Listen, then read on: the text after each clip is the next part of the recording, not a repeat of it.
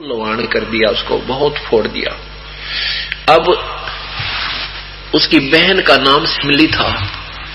उस बहन का नंबर आया। बहन ने सोचा भगत आदमी है, मैं पत्थर नहीं मारूंगी, एक फूल मार दूंगी, किसने मेरा पट्टहनो, ऐसे फूल मार कर आगे निकल जाऊंगी, समाज की भी रह जाएगी और मेरी भी बात बन जाएगी।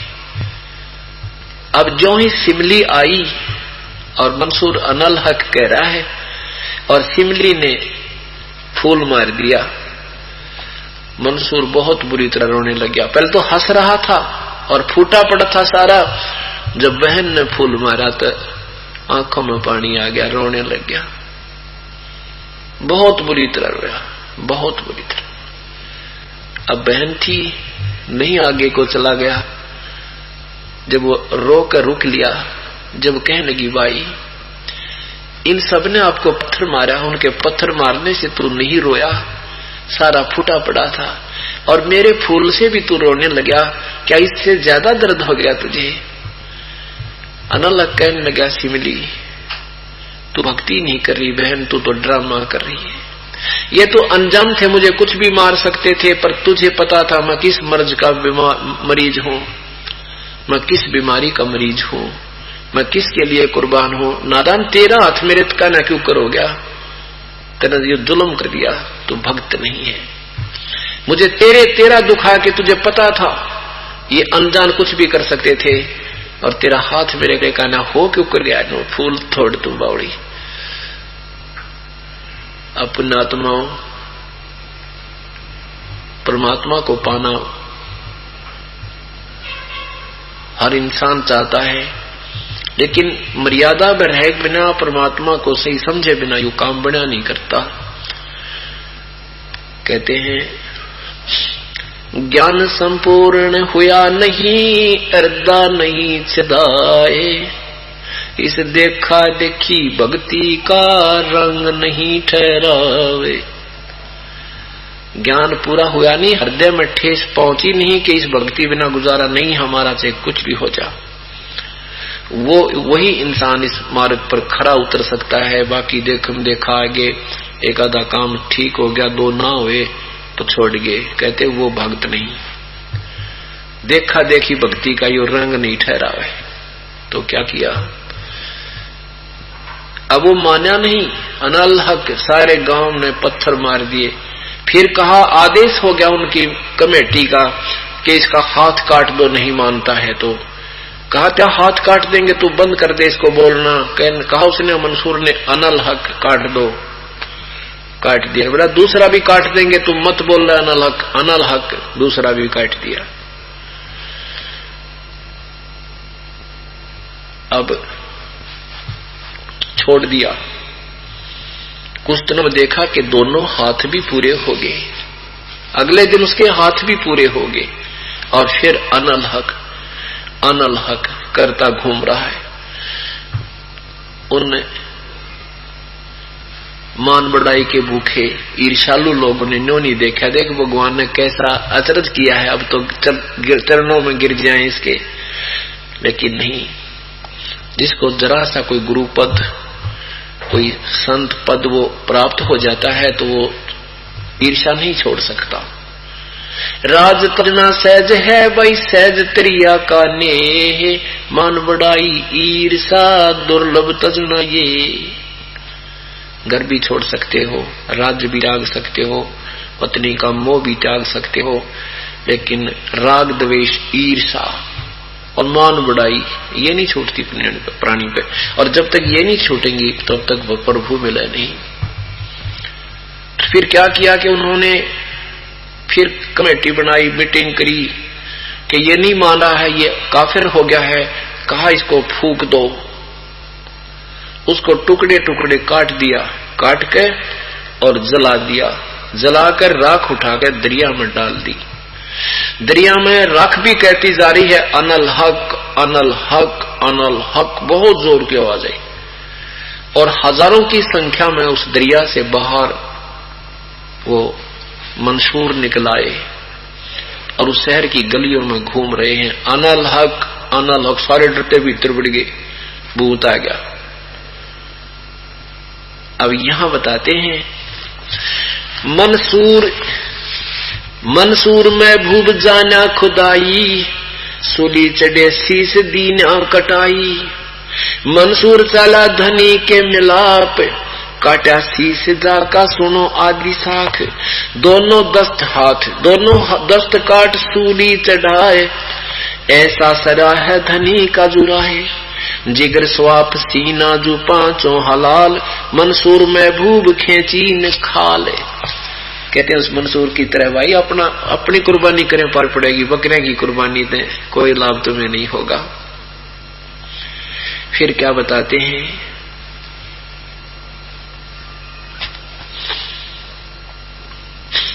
तस्बी गले बिच ऐसे बंदे को जो कयामत धरी, काटे गौ शीस जौ से डरी। कि जो ऐसे प्यारे आत्मा जो मांस मट्टी भी नहीं खाता था मंसूर, और एक सीधी आत्मा से भगवान की भक्ति कर रहा था, और उसके हाथ पैर कट गए, रुकड़े टकड़े हो गए। जो मांस खावे गौ खावे भगवान, उन तो डरियो, उनका क्या हाल होगा वो विचार कर लेना। खावे मांस गौ मांस, उनसे डरी है। जो काटे गौ शीस जा से डरी, उन तो डरियो भाई से मुंडे कर्म करे, वो डरते भी ना भगवान थे। और ऐसा निर्मल आत्मा के साथ भी ऐसी कयामत हुई, क्योंकि साधना तुम्हारी भी ठीक नहीं, साधना उसकी भी ठीक नहीं थी, लेकिन परमात्मा ने अपनी महिमा बनाए रखने के लिए उस भक्त को साथ देना पड़ा, ताकि आस्था भगवान में प्राणियों की बनी रहे। यहाँ कहते हैं कि जब ऐसे व्यक्ति के साथ भी ऐसा जुल्म हुआ तो मांस खाकर कैसे सुखी हो सकते हो। मतलब ये बहुत गहरी बातें हैं, बहुत देर से आपके समझ में आने लगेंगे। फिर अजालजीद नाम का एक व्यक्ति था। कहते हैं जो ये बुराई तुम करते हो, जो बुराई तुम करते हो और मानोगे नहीं मेरी बात को, अर्थात गुरुदेव के आदेश को नहीं मानते हो, जिसको ये कह दिया कि ये नाम लेने के बाद हुक्का बीड़ी शराब मांस तम्बाकू छूना भी नहीं है, किसी को लाके देना नहीं, सहयोग तक नहीं देना है, अनुपासना नहीं करनी है, और जो गुरुदेव के आदेश को नहीं मानता है, पालन नहीं करता है, तो उसके साथ देखो कैसे बनेगी। एक अजाजिल नाम का एक साधक था, उसके गुरुदेव ने बता दिया कि जो बंदगी करते हैं, प्रणाम करता है, एक यज्ञ के तुल्य उसे लाभ मिलता है। तो उसने अपने जीवन में 11 अरब बंदगी की। जब उसका अंत आया, उस प्रणाम करने के यज्ञ पुण्य से उसको ऊपर जाकर के एक बहुत बड़ा स्थान मिलना था, बहुत बड़ी पोस्ट पद मिलना था, देव पद मिलना था। उससे पहले वहां परीक्षा होती है भगवान के दरबार में। जो अब आपकी यहाँ पर जो तैयारी की करवाई जा रही है, तो यहां से जब आप जाओगे, यो ऊपर की कांचली तो यही रह जाएगी, यह कैंचली, और ये अंदर शरीर ऐसा ही है जो कहते हो वो थोड़ा सा नूर का है, सूक्ष्म शरीर, उसमें ये प्राणी ऊपर जाओगा। और वहां जाकर के आपको ऐसे ही गुरुजी बैठे दिखेंगे, और वहां पूरा सत्संग सा हो रहा होगा। तो वहां आपके जैसी रिहर्सल यहाँ अपना अभ्यास कर रखा है, किसी के मन में खोट है तो वो मनो का खोटने का नो कंप्यूटर में सामने आ जाएगा। वो प्रणाम करता है, किस भाव से करता है, कैसे दृष्टि रखता है, कोई ऊट पटांग मन में ख्याल रखता है, किसी बुरी भली सोचता है, तो वहां भी उसको ऐसा ही उसका पूरा क्लियर आ जाएगा, और फिर वहां वो मार खाएगा। यहाँ तो एक प्रैक्टिकल, यहाँ तो एक वैसे हो रहा है, एक आपस में ये तो ट्रायल मैच बोला करे ना, वो है, एक अभ्यास करवाया जा रहा है कि जैसी भावना आप यहाँ रखोगे, ऐसी आपके साथ स्वभाव बनकर वहां ऊपर जाएगा। तो अजाजी प्रणाम कर करके ऐसा स्थान पाने योग्य हो गया। भगवान विष्णु के लोक में पहुंचा, और वहां विष्णु जी ने कहा कि अजाजील आपने तो बहुत ज्यादा कमाई की, देखो तेरी लिस्ट मेरे पास आई है, कमाल कर रखा आपने तो। आप एक काम करो, एक व्यक्ति उत्पन्न कर दो। अजाजील ने कहा कि भगवान मैं कैसे उत्पन्न करूं, मुझे बताओ। कि ऐसे कह दे नर भवय, उसने कहा कि नर भवै, ऐसे कहते कि नौजवान लड़का सामने प्रकट हो गया। उसने प्रणाम किया, कहा हुक्म करो पिताजी। अब भगवान विष्णु ने कहा कि अजाजिल, इस लड़के को प्रणाम करो, दंडवत करो। अजाजिल कहने लगा इसको नहीं करूं, ये तो मेरा बेटा है, अपने पुत्र मेरे से उत्पन्न हुआ है और पुत्र को पिता प्रणाम करे, कदे भी ना करूं। विष्णु भगवान ने बोले कहा महात्मा जी प्रणाम करो, आप तो इस प्रणाम के कारण तो यहां पहुंचे हो और प्रणाम करने में झिझक रहे हो। ने बोला प्रणाम ना करो, इसको तो कति नहीं करूं, ने वो क्या सटेन सटील।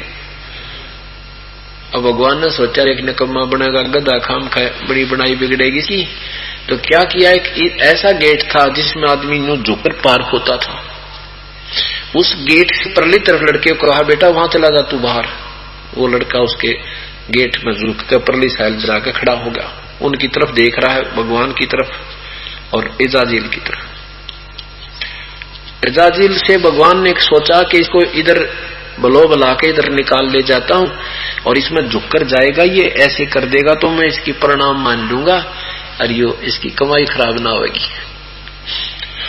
तो भगवान मुकुट समेत ऐसे उसमें से झुककर अनु निकल गया और सामने वो लड़का खड़ा था।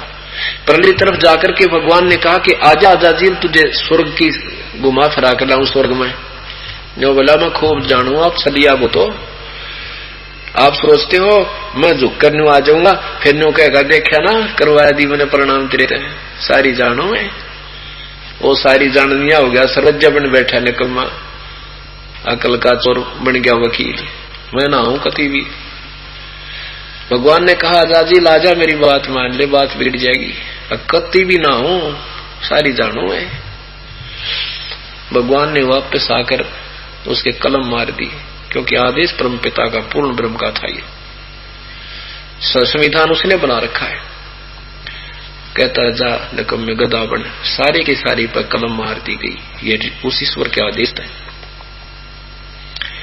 उसकी सारी बनी बनाई वो कमाई खत्म हुई, कैंसिल होगी और नीचे आके ग्रह की जूनी पाई उस अजाजिल ने। क्या बताना चाहते हैं? अजाजिल बंदा इरा न गया, धनी का सुखन सवाल मिथ्या कहा। अजाजिल ऐसे वो अपना काम बिगाड़ा है, उसने परमात्मा की बात का आदेश का पालन नहीं किया और जरा सा पालन ना करने से उसको उसका सारा काम बिगड़ गया। ऐसे ही जो गुरुदेव का आदेश नहीं मानेंगे, परमात्मा कहते हैं ये सोच लेना तुम्हारी सारी कमाई विनाश हो जाएगी। आगे क्या बताते हैं?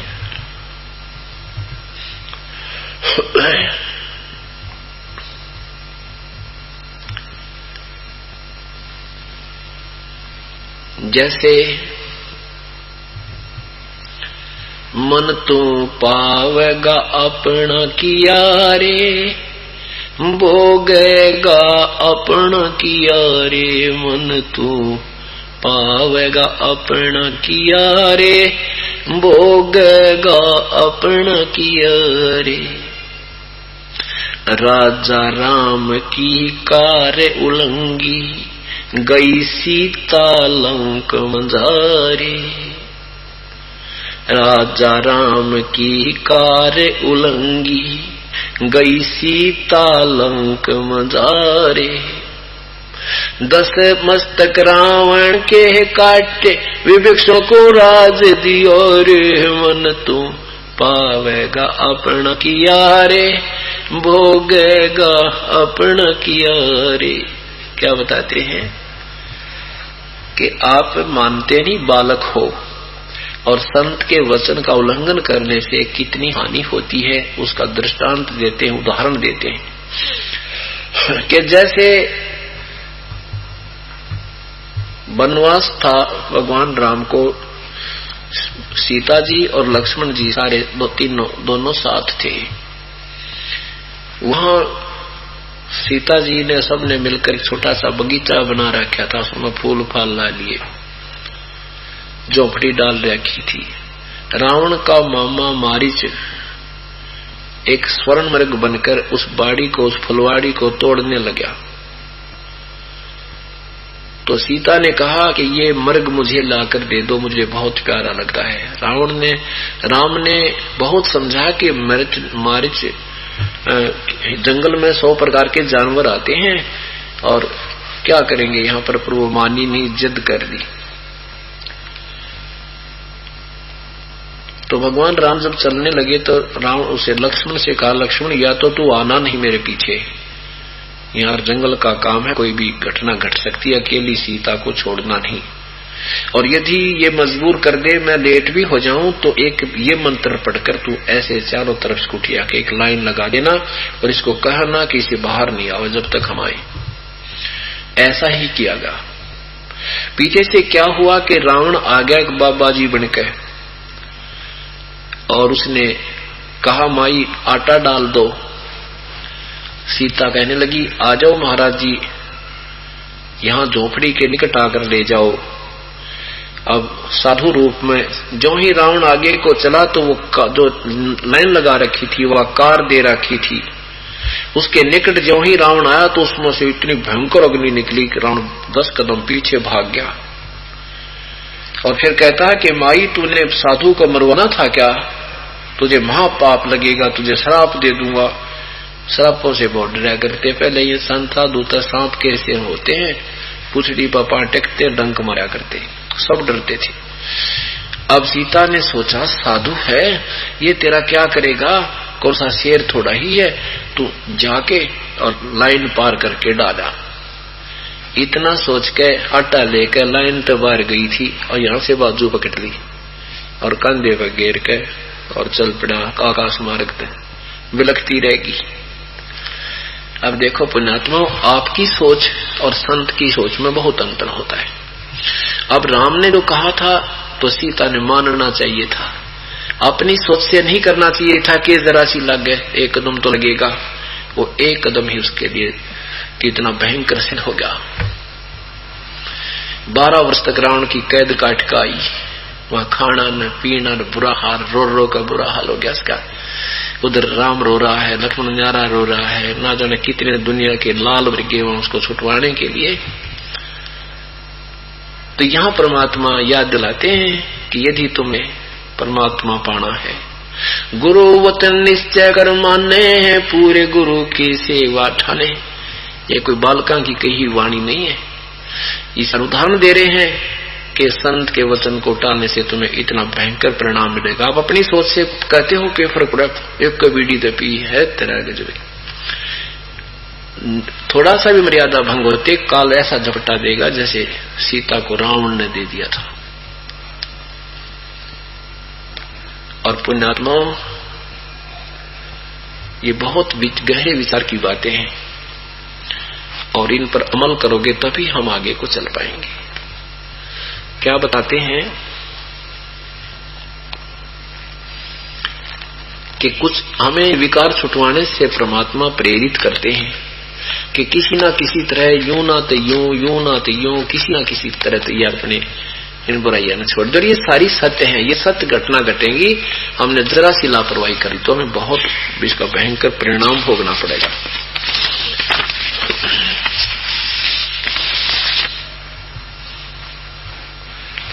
अब हम काल के जाल में फंसे पड़े हैं और जब तक हम परमात्मा पर पूरा आसरा नहीं बनाएंगे, आश्रित नहीं होंगे और यहाँ का किसी प्रकार की वस्तु में हमारी रुचि नहीं रहेगी, तब हम परमात्मा, तब हमें भगवान छुटवाएगा, ना कभी नहीं छुटवाएगा। क्या बताते हैं कि जैसे सीता जी का अपहरण हो गया, उसकी तलाश खोज में इधर उधर घूम रहे थे। हनुमान जी आकाश मार्ग से उड़कर भगवान श्री राम का कंगन लेकर न वो अंगूठी लेकर के, श्री राम ने कहा था कि हनुमान जी ये अंगूठी देखकर वो पहचान लेगी मेरे को कि तू मेरा भेजा हुआ व्यक्ति है, नहीं तो तेरी शकल न देख कर वो डर जाएगी। वह और बात भी नहीं करेगी तेरे से, और उसकी कोई पहचान लाना। तो कहते हैं भगवान वो आदेश, श्री राम के आदेश से घूमता घूमता ढूंढता ढूंढता हनुमान जी छलांग लगाई, वन 9 लखा बाग था रावण का, और वहां सीता को एक पेड़ के नीचे बैठा रखा था। अब ज्यों ही उसने छोटा रूप बनाया, छोटे से बंदर का रूप बना हनुमान जी ने। एक सिद्धि होती है, पहले सिद्धि बहुत होती थी, क्यों सतयुग से साधना करते हुए आ रही थी पुण्यात्मा, फिर उनमें तब तक कमाई रह रही थी। तो वो छोटा बंदर का रूप बना के वृक्ष के ऊपर बैठ गया, और ये गतिविधि देखने लगा कि ये कैसे रहती है, यहाँ के लोग कैसा व्यवहार करते हैं माँ के साथ। तो उसने सारी गतिविधि देखी, और सीता की हालत देखी, बैठी है, कभी रो रही है, कभी आंखें फाड़ कर देख रही है, कभी ईश्वर को याद कर रही है। कुछ देर में ऊपर से हनुमान जी ने भगवान श्री राम की अंगूठी जो लेकर गया था वह डाल दी। सीता ने वह अंगूठी पहचानी, ऊपर देखा तो एक बंदर बैठा है। बहुत रो पड़ी, बोली बंचर ये कहां से ले आया? तो अंगूठी मेरा पति खा लिया किसी ने, ये तूने और संदेशा दे दिया, मेरा दुख बढ़ा दिया बहुत बुरी तरह। फिर एकदम नीचे आया, हनुमान जी ने अपना कुछ वास्तविक रूप बनाया, और फिर सारी कहानी बताई कि माँ श्री रामचंद्र बिल्कुल स्वस्थ है, मैं हनुमान हूँ, ऐसे ऐसे मैं उनका दूत बनकर आया हूँ, आपकी खोज करता हुआ आया हूँ, और कोई चिंता मत करें। फिर हनुमान जी ने कहा कि माता मुझे भूख बहुत लगी है, आहार कहां करूं? हाथ जोड़ के खड़ी होगी भाई हनुमान, यहाँ कोई बाग में नीचे कोई फल पड़ा हो ना, वो टूटा टूटा झटका आप पर नीचे गिर गया हो, उसने खा लिए भाई, तोड़ के भी मत खाइए ना, मेरे को 4 लागेंगे। मुझे आदेश नहीं है ऊपर तोड़ के भी खाने का, को नीचे गिर जाए मेरे भाग का तो मैं फल खा सकती हूँ, नहीं तो कभी पत्ते पत्ते खाकर भाई गुजारा करना पड़ता है, मैं आपको खाना नहीं या किसी प्रकार खिला सकती। इतनी बात कहकर माँ की आंखों में आंसू देखकर हनुमान जी ने गुस्सा आ गया, खड़ा हो गया, पूरा शरीर बना लिया, और न तोड़ तोड़ फलों ने खा, और उस वृक्षा ने तोड़ के और समुद्र में फेंक दे, सारा बाग तोड़ गिरा। वो रखवाड़े आए उसके विरोध करने के लिए, वह गढ़ दिए, अंगद भी आ गया, वो गढ़ दिया, वो दूसरे व्यक्ति आए, वो भी गढ़ दिया। आखिर में एक लीला करने के लिए वो नाग उसमें एक पकड़ ले गया उसको अंगद, और वहां और लंका भी फूक फाक के बाहो। ये मेरा कहने का कि वो सारा उनका तोड़ फोड़ कर हनुमान जी वापस आ गए। अब वापस आए और श्री राम जी को खुशखबरी सुनाई कि माता का पता लग गया भगवान। अब पुण्यात्माओं यहां देखना को विचार क्या निष्कर्ष देना चाहेगा ये दास आपको। हम काल रूपी रावण की कैद में हैं। यहाँ पर इस काल रूपी रावण की कैद में हम सीता रूपी बैठे हैं, और जब हम सीता जैसा आस्था रखेंगे तो कबीर परमात्मा रूपी राम हमें इस काल के जाल से छुटवाने आएगा, नहीं तो नहीं आएगा। कैसे आएगा? अब श्री राम ने हनुमान जी को एक तरफ बुलाया कि बेटा संत जी इधर आओ। जैसे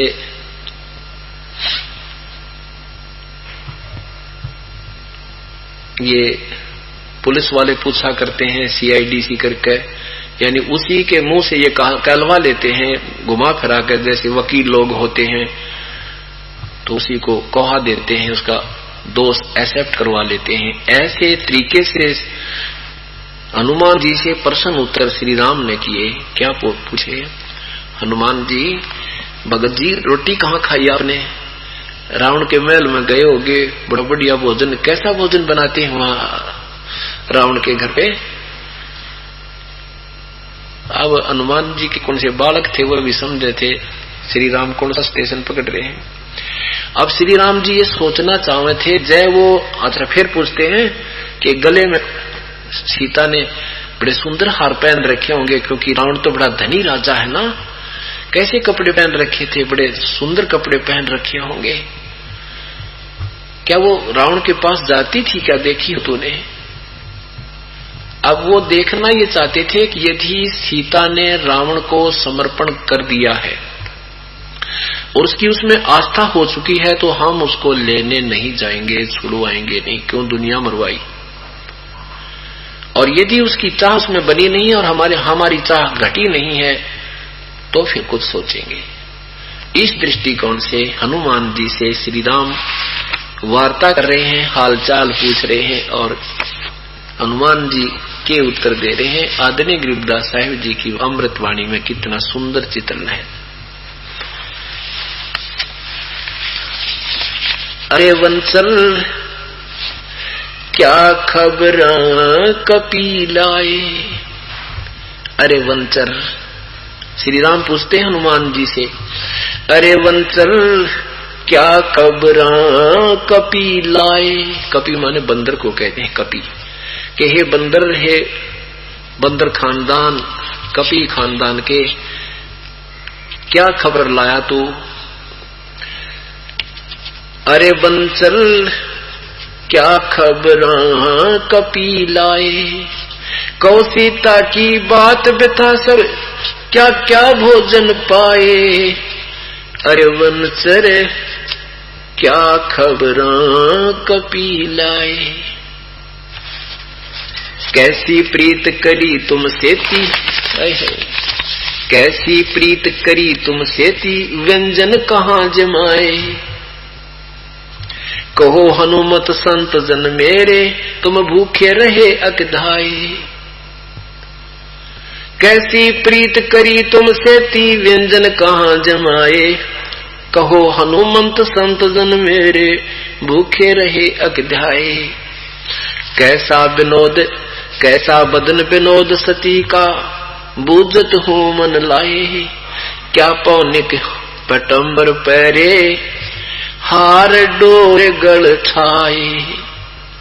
कहा सिंगार अचार करत है, रावण से जा जाए। सुरमा सिलक से जा बैठी, ना तुम बदन छुपाई।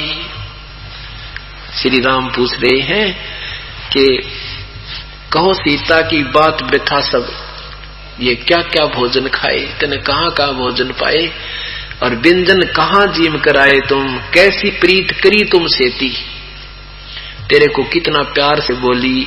कहाँ तूने भोजन खाए, कैसे कैसे कैसे आहार किया। कहो हनुमंत संत जन मेरे, तो भूखे रहे कधाए। पूछा क्या भूखा रह गया। कैसा बदन विनोद सती का, बूझत हूँ मन लाए। ने बोला हनुमान जी मैं साची आत्मा बुझ हूँ, साची बताइए कैसी कैसी स्थिति है, वो स्वस्थ है या कोई मन मुरझा रहा है उसका। तो वो देखना चाहता था क्या स्थिति बताएगा, मैं आइडिया ला लूंगा कि वह हमारी इच्छा उसमें है या नहीं। कहाँ सिंगार है, क्या पौने कि वो पटंबर पहने। पटंबर माने ये मखमल के सुंदर कपड़े पहन रखे थे क्या, और गले में हार होर डाल रखे थे क्या सीता ने, और सुरमा शर्मा डाल रखा था, यानी कोई काजल वगैरह भी लगा रखा था। और रावण की सेज पर जाती थी क्या वो। और तुम जब गए को कैसे घूम रही थी, जैसे तुमसे बदन छुपाया कि नहीं, यानी कोई शर्मिंदगी उसने व्यक्त की या नहीं। जैसे दूसरे पर पुरुष को देखते ही स्त्री जो है संकुचित हो जाती है, इस दृष्टिकोण से वो ऐसा हुआ कि नहीं। तो हनुमान जी कौन से बालक थे, सारी समझे थे भगवान कौन से स्टेशन पकड़ रहे हैं, क्या बूझना चाहते हैं। तो क्या बताते हैं, बोले पौनी होए सुहोनी, सुन हो रघुपति राय। सीता सती अति अति आतुर, आंसुपात चल जाए। कहते हनुमान जी कहे कि सुन हो, बोले पौनी, ये पवन के पुत्र हनुमान बोले, और हो सो होनी की होगी, वो करो वो कर देना, पर सुन हो रघुपति राय, के सुन ले क्या है, कैसे रहती है वो सती। बोले पौनी होए सुहोनी, सुन हो रघुपति राय। सीता सती अति अति आतुर, आंसुपात चल जाए। वह रो है बैठी बैठी बेचारी, कित की हार पर रहती।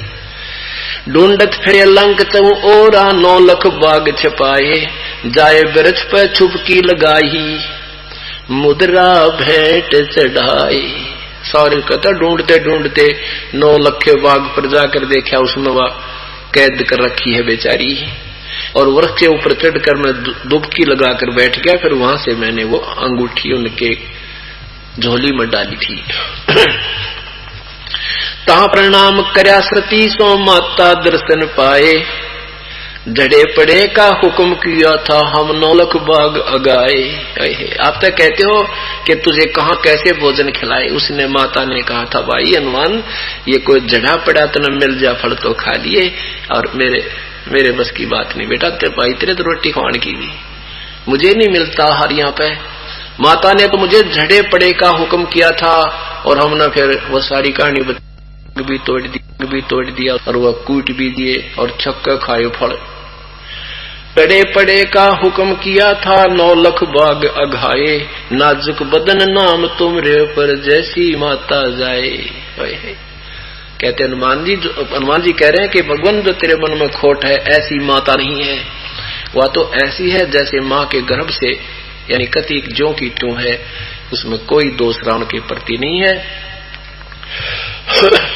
जड़े पड़े का हुक्म किया था 9 लख बाग अघाए, नाजुक बदन नाम तुमरे पर, तेरे नाम पर है वो नो की नो जैसी माता जाए, यानी कति अछूती है। रावण से दी प्रीत नजार की चंद बदन मुख छाए, पनंग समेट पदम औसन से पवना गगन चढ़ाए।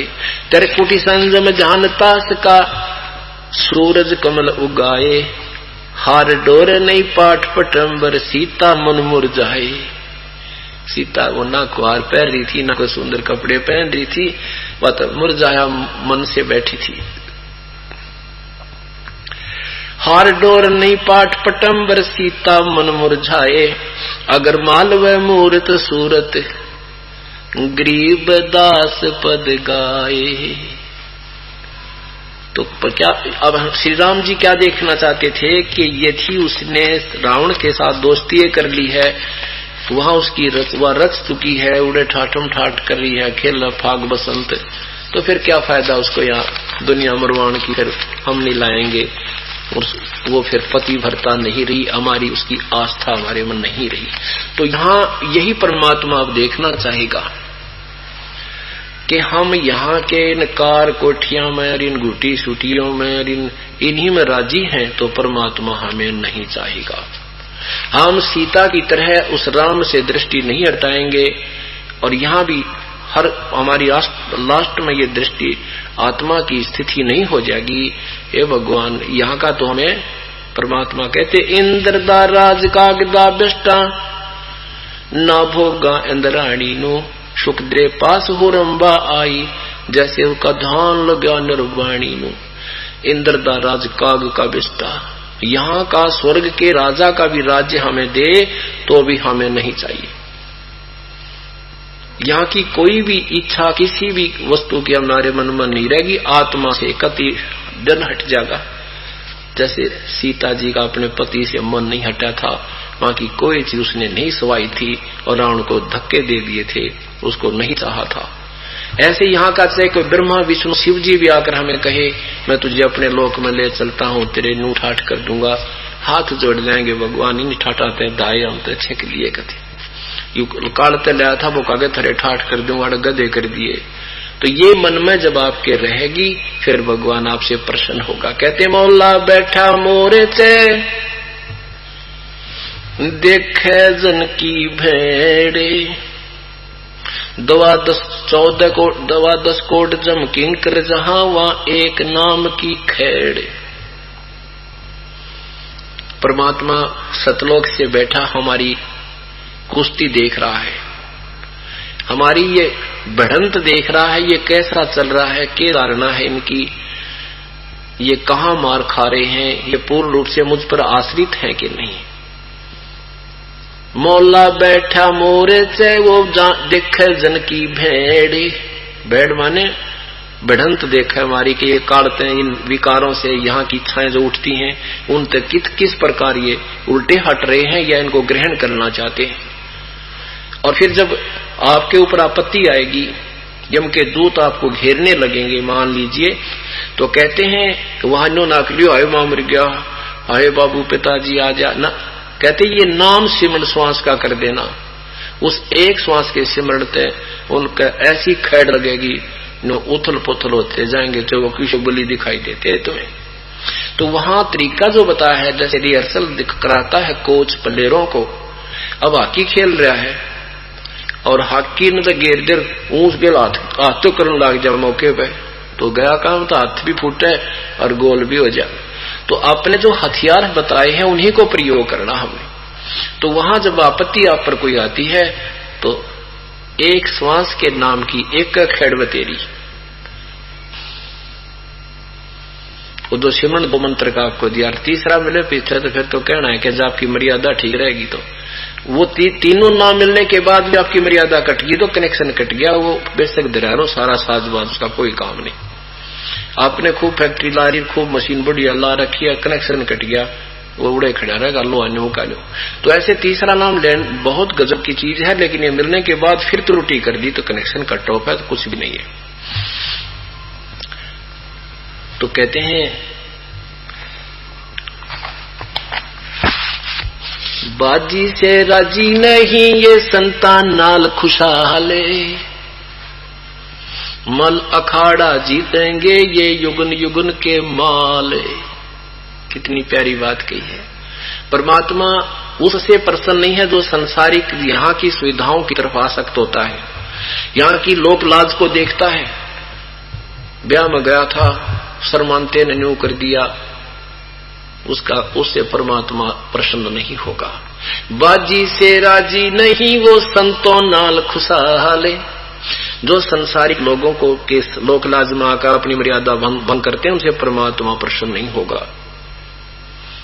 और उन संतों से वो खुशी है। संत वही है जो सीधा चाले, गुरु वचन निश्चय कर माने, पूरे गुरु की सेवा ठाने। पूरे संत न सेवा, पूरा संत की शरण आवे और फिर उसके एक एक वचन पर खरा हो जावे। फिर उसके लिए क्या बताते हैं, कौन होंगे खरे? मल अखाड़ा जीतेंगे ये युगन युगन के माल। माल कहते हैं पहलवान को। ये युगा युगा के पहलवान यही इस काल के खाड़े न जीतेंगे। इन जिस पे बीड़िया ना छूटती वह किसके पहलवान, वो 5-6 महीना धक्के खा के उड़े रह जाएंगे। तो ये जो सब विकार छोड़ेंगे वह पहलवान युगन युगन के माल। दास ने देखा है जो कति ऐसे चैंपियन थे, दारू न्यू कहते पी के सोया करता, उठते पीण लागी जाता, सारे दिन बेगनता ने रखा करता। और जिस दिन से ये नाम लिया है उसी दिन से त्याग दिया है। वो माल था, वो पिछले संस्कार का, पिछले पुण्य कर्मों का धनी था, वो भगवान का पिछले जन्म का भी वो भक्त रहा था। उसने तुरंत ही वो विकारों को पटक दिया ठाक है, यानी उनको पराजित कर दिया। उनकी कुश्ती में वो जीत गया पहलवान और विकार हार गए। और जिसके विकार ही ऊपर चढ़ रहे हो पहलवान को ना, वो भक्त नहीं बना है। तो कहते हैं बाजी से राजी नहीं ये संतान नाल खुशहाले, मल अखाड़ा जीतेंगे ये युगन युगन के माल। ये बहन बेटी भाई बुजुर्ग नल छोटे छोटे बच्चे तो सत्संग में आ रहे हैं और ये वो माल है। कह जन्मा की पहलवान कश्ती कुश्ती का तैयार है। हम ये साधना करते करते अब लास्ट गेम आ गया, समझ लेना। अब लास्ट मैच है, ये आखिरी, ये युग फिर सूत नहीं बैठेगा आपका। तो कहते हैं यही जीतेंगे युगन युगन के माल, उस परम पिता को यही पाएंगे। फिर क्या कहते हैं भगवान, समझा है तो सिरधर पाओ, गौर नहीं रे ऐसा दाव। यदि तुझे समझ में आ गया है कि मानव शरीर बार बार नहीं मिलता, मानव शरीर मिल गया तो ऐसे संत और ये मार्ग नहीं मिलता, और मनुष्य शरीर प्राप्त करके भक्ति नहीं की तो ये जीवन व्यर्थ हो जाएगा तेरा। समझा है तो सिर धर पाओ, सिर पे पांव रखना, इतना तेज दौड़ना जैसे आपत्ति में कीता कदम टेक्या करे। जैसे पहले छोटे छोटे से थे ना, और कोई काम बस घर के पहले क्या हुआ करता है, पहला पौड़ी होती, फिर साल होती, साल के पास एक सोपा हुआ करता, कति बंद कमरा कोठड़ा सा, और मोमबत्ती दीवे जाए हुआ करते, दिन में तो उनको भी नहीं लगाने दिया करते करके। तो शाम के समय जब उसमें कहते ना उस सोफे में लास्ट कमरे में अंधेरे में ये चीज उठा के, वो लड़का बच्चा कोई चीज उठाने चला जाता और बाहर से कोई नु कह देता ना छोटा दूसरा भाई आ लिया भूत, किते किते डांक मारा करते नु बाहर खड़े पाते, इतनी स्पीड से भागते उस कमरे में। तो कहते समझा है तो सिर दर पाओ और बहर नहीं रे ऐसा दाओ। समझ में आ गया है तो इतनी स्पीड तय इतने वेग से लग जा कि भक्ति पे, सिमरन पे, सत्संग सुनन में कोई से कमी पीछे मत रहना और बेड़ा पार हो जाएगा। बोलो सतगुरुदेव की जय। पूर्ण ब्रह्म सारी सृष्टि के रचनहार कुल मालिक कबीर देव कबीर परमेश्वर, हम कालजाल में फंसी हुई भोली आत्माओं को हमारे अपने मूल ठिकाने की याद दिलाते हैं।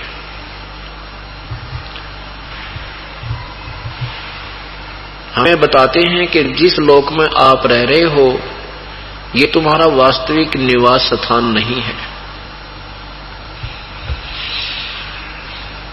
आप सतलोक से आई हुई पुण्यात्मा हो। जिस स्थान से तुम आए हो वहां जन्म और मृत्यु नहीं होता, वहां कोई रोग कष्ट नहीं है, कोई मानसिक परेशानी किसी प्रकार की नहीं है। जहां से तुम आए हो उस स्थान से यहां आने के उपरांत तुम अपने मूल स्थान को भूल चुके हो।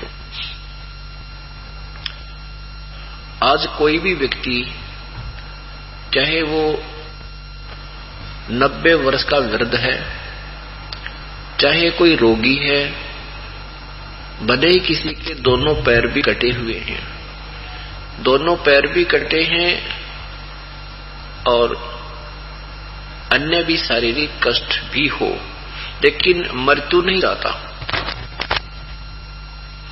जीवन की आस ही करता है और उसके लिए अपनी पूरी समर्थता के आधार पर पैसे भी लगाकर अपना जीवन दान ही करवाने की चेष्टा करता रहता है। ऐसा ये भी मालूम है कि यहां ना कोई रहा ना रहेगा, फिर भी हमें ये मृत्यु अच्छी नहीं लगती। क्यों नहीं लगती? क्योंकि हम ऐसे लोक से आए हैं जहां पर हमारी जन्म मृत्यु नहीं होती थी। इसलिए हमें एक बूंदी सी बात लगे है कि ये तो बहुत बुरा हो रहा है, मृत्यु नहीं होनी चाहिए। जैसा कि कल के सत्संग में आपने सुना था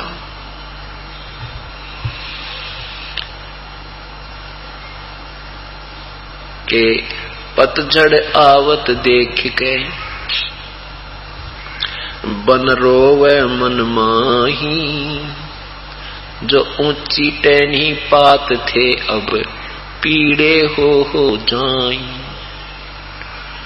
तवर कहता पात झड़नता यूं कहे, सुन भई तरवर राय, अब के बिछुड़े नहीं मिले न जाने कहां गिरांगे जाए।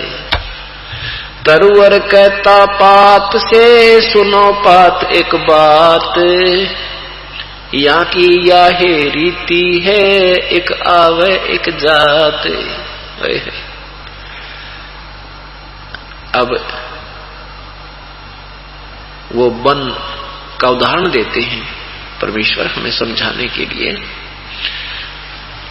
कि वन में बहुत गहन घने वृक्ष होते हैं, उनके ऐसे बढ़िया पत्ते होते हैं जैसे पीपल के पत्ते, एक वर्ष तक मस्ती मारते हैं, फड़फड़ फड़फड़ करके हवा का आनंद लेते रहते हैं। जब पतझड़ आती है पीले होकर के टूट टूट कर गिर जाते हैं, फिर केवल डंठली, केवल सिंगल वो टहनियां नजर आती हैं।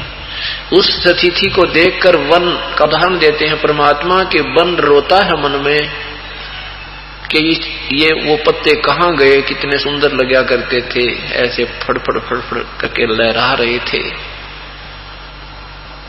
और ये के सांग भाई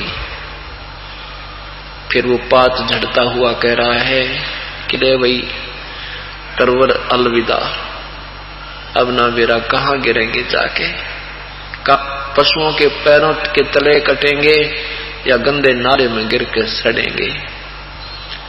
ऐसे ही एक परिवार त्याग कर जाते हैं प्राणी के विषय में परमात्मा याद दिलाना चाहते हैं। कहते हैं हिड़की देर देर रोवेगी सुरता तू चालेगी अकेली। आज जिस साजबाद ने जोड़न में तुझे 1 मिनट की भी फुर्सत को ना, एक समय थोड़ा सा भी समय नहीं सत्संग में आने का, और अचानक तेरा जानने का जब समय आ गया तो कोई नहीं रोक सकता, ना कोई डॉक्टर रोक सकता, ना कोई राजा रोक सकता, ना तेरे माता पिता, ना रिश्तेदार, चाहे कितने ही धनी हो, चाहे वो कितनी उच्च पोस्ट प्राप्त हो। तो उस समय ये चलते समय रोता है, हे भगवान अब के बनेगा मेरे संग में, बच्चे भी रह गए, ये जीवन भी गया, जिसके लिए दिन पड़ा ना रात, कोई चैन नहीं हमने ली ना भक्ति की, वो परिवार भी हमारे संग नहीं चल रहा। तब कहते हैं हिड़की दे दे रोवेगी सुता जब तू चल रहेगी अकेली। जब सारे साजबाज ने छोड़कर तू यहां से जाएगा, जब देखना पछाड़ खा रोएगा, फिर कुछ नहीं बनने वाला। उससे पूर्व ही हमने जो कुछ करना है अभी करना है। उसके विषय बताते हैं कि पात जड़नता यूं कहे, सुन भाई तरवर राय, अब के बिछड़े नहीं मिले, ना जाने कहां गिरांगे जाए। तरवर कहता पात से, सुनो बात एक बात, यहाँ की यह रीति है, एक आवे एक जात। कि इस लोक में और तुम यहाँ जीवन की आस करते हो। परमात्मा कहते हैं उंगलियां पर अपनी मृत्यु गिनो और दिन रात मालिक की याद करो, आराने दो उस मृत्यु को जिस दिन आवे तैयार रहो। जैसे लड़की की शादी हो जाती है और फिर वो अपना सारा सामान तैयार करके तैयार बैठ जाती है कि कभी पति आवे और चलने को तैयार हो। तो ऐसे हमने अपनी पूरी तैयारी पहले कर लेनी चाहिए। यहाँ से तो जाना ही पड़ेगा, ना कोई रहा ना रह सकता। इसको अपना नहीं माने, इसको एक रेस्टोरेंट मानना चाहिए। जैसे हम रेस्टोरेंट में जाते हैं, रात्रि में रुकते हैं, वहां सारी सुविधाएं होती हैं, लेकिन हमें पता होता ये अपनी नहीं है। तो सुबह चलते समय हमें उनका कोई मलाल नहीं होता कि मेरा टीवी रह गया या वो टेलीफोन रह गया जिसको 2 दिन 4 दिन रुक के प्रयोग किया था। वो अपना होता ही नहीं, अपने मन में भी नहीं आता।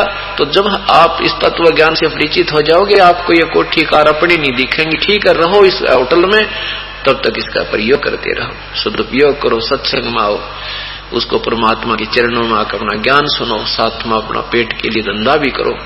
आपका जो संसारिक कार्य भी वो भी परमात्मा ही सुचारू करेगा। जब इंसान अपने कार्य को करते करते थक लेता है, सब काम उल्टे होने लग जाते हैं, तब परमात्मा की ही आस इसे होती है। तो उसके लिए परमात्मा बताते हैं कि दुख में सुमन सब करें, सुख में करे ना को, और जब सुख में सुमन कर ले फिर वो दुख क्यों हो। जब एक दुखी प्राणी अपने घर परिवार में सुख के लिए परमात्मा की तलाश करता है, यदि वो पहले से ही प्रभु के चरणों में हो तो फिर कष्ट आवे को नहीं। एक तनमुनिया होवे, 5 जर्सी पर रजाई लेवे, एक पहले पर बंद कर लेवे, तनमुनिया होवे को नहीं। इसलिए कर्म की मार उस प्राणी पर नहीं आएगी जो कबीर परमेश्वर की विधिवत साधना कर रहा है। लेकिन हम साधना भी करते हैं और वो भी गलत करते हैं।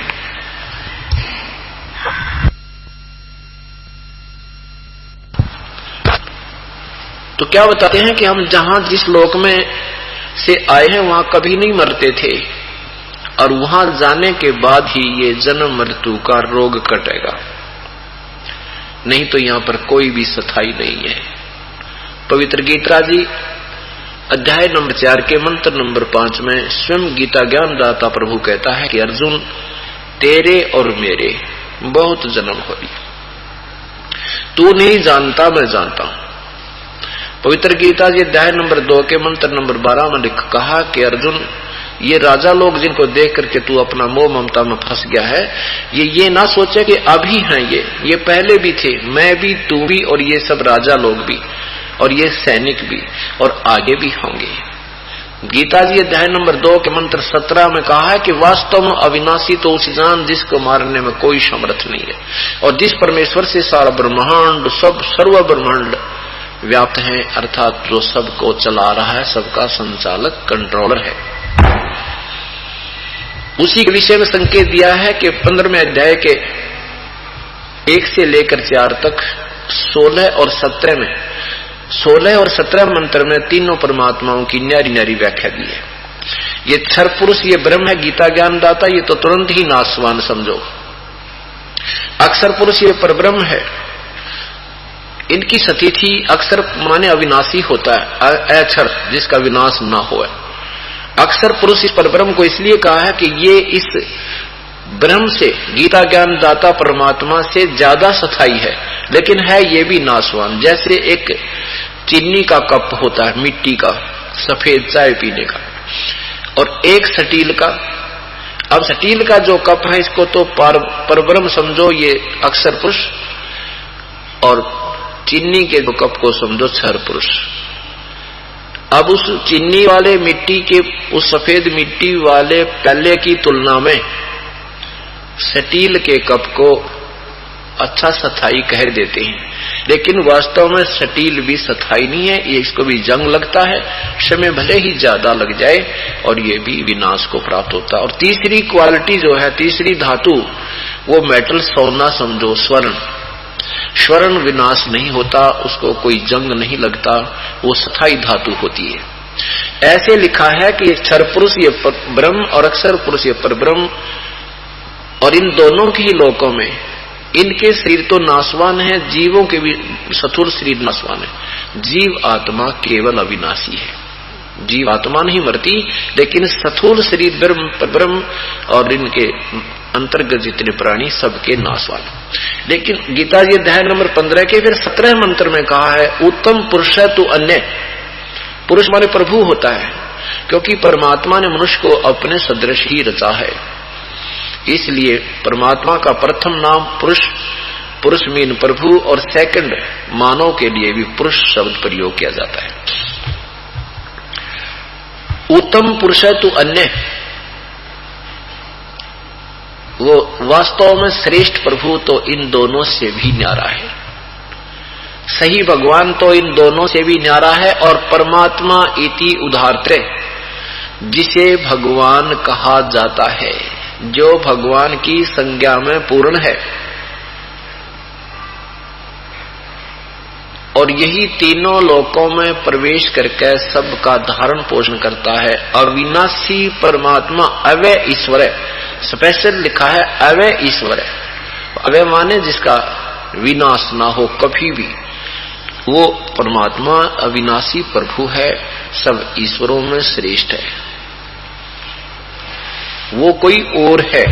उसके विषय में अध्याय नंबर 4 के 34 श्लोक में गीता जी में लिखा है कि तत्वदर्शी संत की खोज कर वही फिर उस पूर्ण परमात्मा के विषय में तत्व ज्ञान और साधना बताएगा, उसके बताए अनुसार आप साधना कीजिए, उस परमात्मा को प्राप्त हो जाओगे।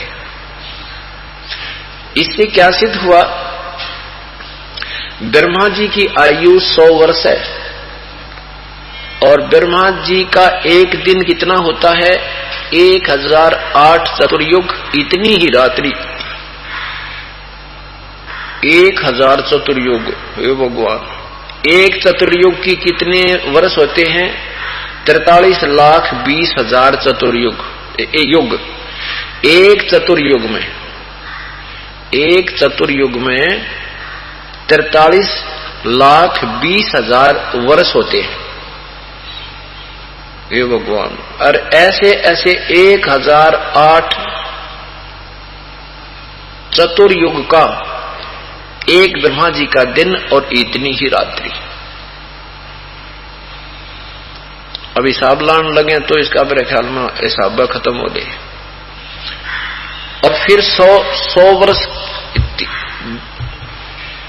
अब हम चतुर्युग लेकर चलते हैं, लंब सम इसे 1008 के स्थान पर 1000 चतुर्युग कहा जाता है। ब्रह्मा जी के एक दिन को इतनी ही रात्रि, 2000 चतुर्युग का ब्रह्मा का एक दिन रात हो गया। और 30 से गुना कर दो, 60,000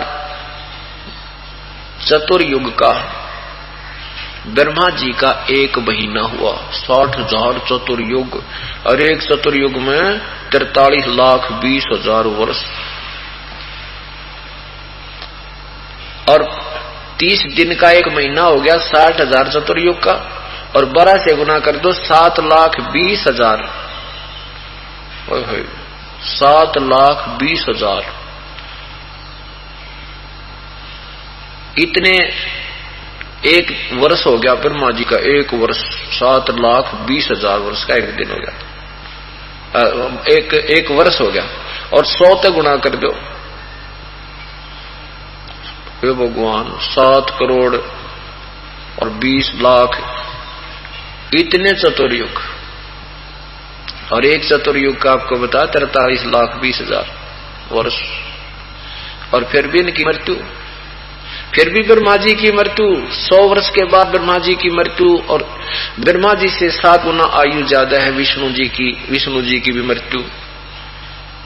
और फिर विष्णु जी से 7 गुना ज्यादा आयु शिव शंकर भगवान की, शिव जी की, और शिव जी की भी मृत्यु।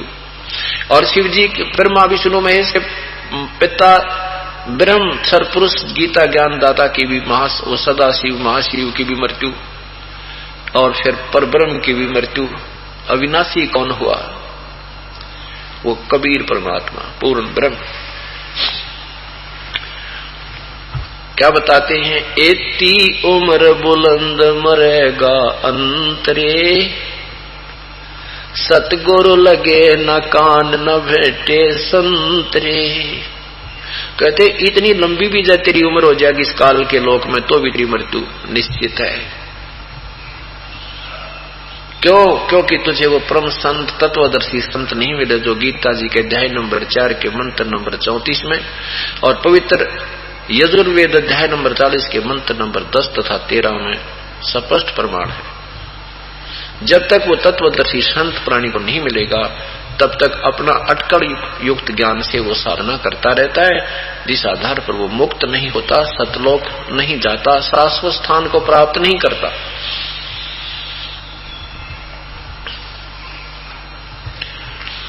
जग सारा रोगिया रे, जिन सतगुरु वैद न जाण्या, जग सारा रोगिया रे। जग सारा रोगिया रे, जिन सतगुरु वैद न जाण्या, जग सारा। जन्म मरण का रोग लगा है, तृष्णा बडरी खांसी। जन्म मरण का रोग लगा है, तृष्णा बढ़ रही खांसी। आवागमन की डोर गले में पड़ी काल की फांसी।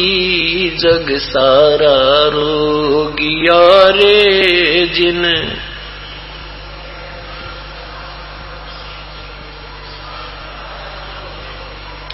जग सारा रोगिया रे, जिन सतगुरु वेद न जाण्या। जग भाई साचा सतगुरु कोई न पूज, झूठों जगपतियासी। साचा सतगुरु कोई न पूज, झूठों जगपतियासी। अंधे की बागही अंधे न मार्ग कौन बतासी। जग सारा रोगिया रे, जिन सतगुरु वेद सारा रोगिया रे। जग सारा रोगिया रे।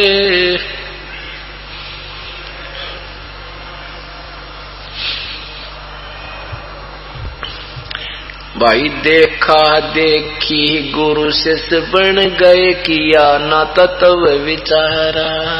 देखा देखी गुरु शिष्य बनेंगे, किया ना तत्व विचारा। गुरु से दोनों के सिर पे यू काल ठोके पंजारा, जग सारा रोगियो रे जिन्हें, जग सारा रोगियो रे, जग सारा रोगियो रे, जिन सतगुरु वैद न जाना।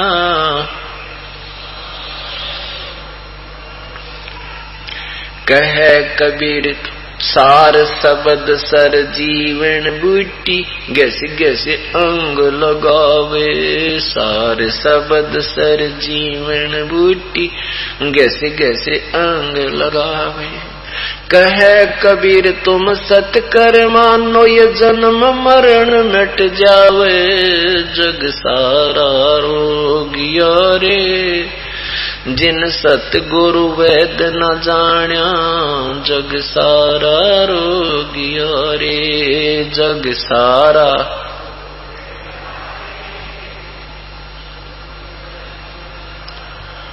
जग सारा रोगिया, सार शब्द सर जीवन बूटी, गैसे गैसे अंग लगावे, सार शब्द सर जीवन बूटी, गैसे गैसे अंग लगावे।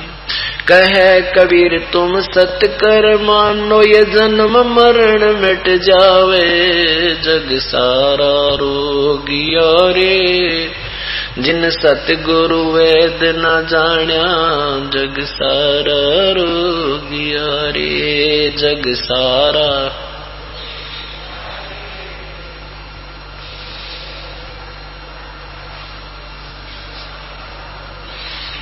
सत साहिब